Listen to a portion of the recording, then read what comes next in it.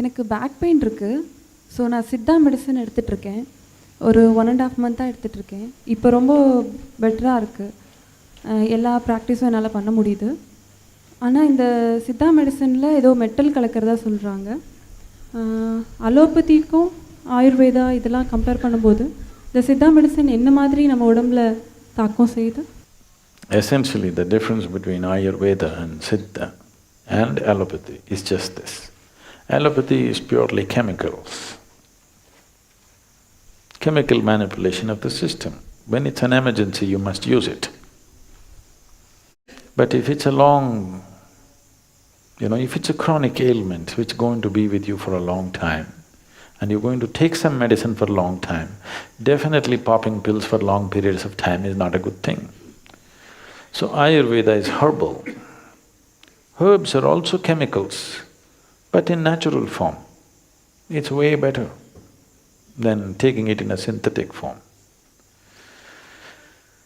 Ayurveda needs a certain amount of application and knowledge because there are over 300,000, okay? 300,000 Ayurvedic formulations according to the ancient texts. 300,000 formulations you have to understand if you have to really prescribe Ayurveda. So, prescribing or practicing Ayurveda is it needs a lifelong involvement. These days I see people come from outside the country, they study Ayurveda for 1.5 months and they're certified Ayurvedic teachers or doctors, practitioners, which is a very dangerous thing to do. 300,000 formulations, how to give it, to whom to give it, when to give it, it's not a simple thing to understand. It takes a lot. Above all, you need a phenomenal understanding of the body to be able to prescribe this. Siddha is very different in the sense, Siddha is essentially elemental in nature. There are herbs, but essentially it's elemental in nature. It comes more from the yogic science, because the fundamental of yogic science is in bhuta shuddhi or in cleansing of one's elements. This is an evolution from the yogic science, and Siddha Vaidya was essentially formulated by Agastya Muni, and they say Adiyogi himself practiced it and Agastya brought it to the south and only in the south it lived, nowhere else. And it's elemental in nature, which needs less study but more internal mastery for the person who practices it, which is again a problem today. We hope these young people who are starting their sadhana at the age of 6 and they're going to be in sadhana throughout their growing period, these kind of people can take to Siddha very effortlessly because the necessary sadhana is there within them. Siddha Vaidya cannot happen without sadhana. Today they have set up colleges for Siddha Vaidya, which it will not work like that.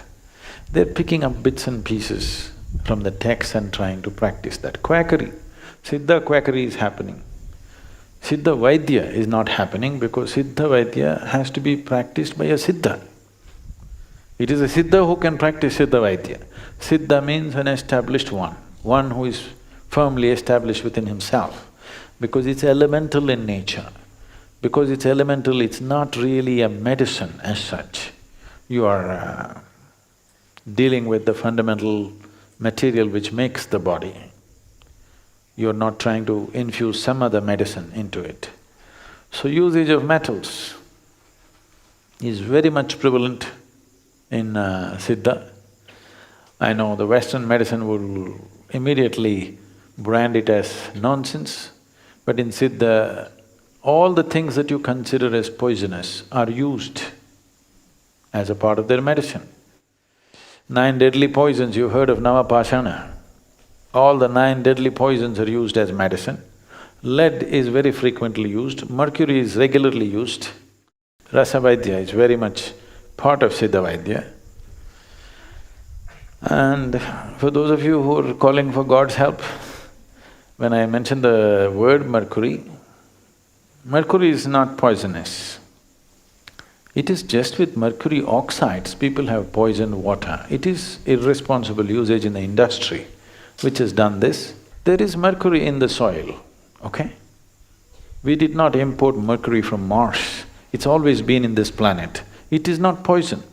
It is mercury oxides which are irresponsibly used in industry and let out into the rivers and lakes, which poisoned the waters on this planet.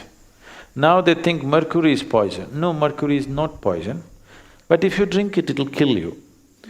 Not because you can absorb it as poison. It is because of its sheer weight. If you put it into the stomach, it will not go through the pipe, it will just drip through the stomach because of its sheer weight. Because its specific gravity is almost 14 times that of water.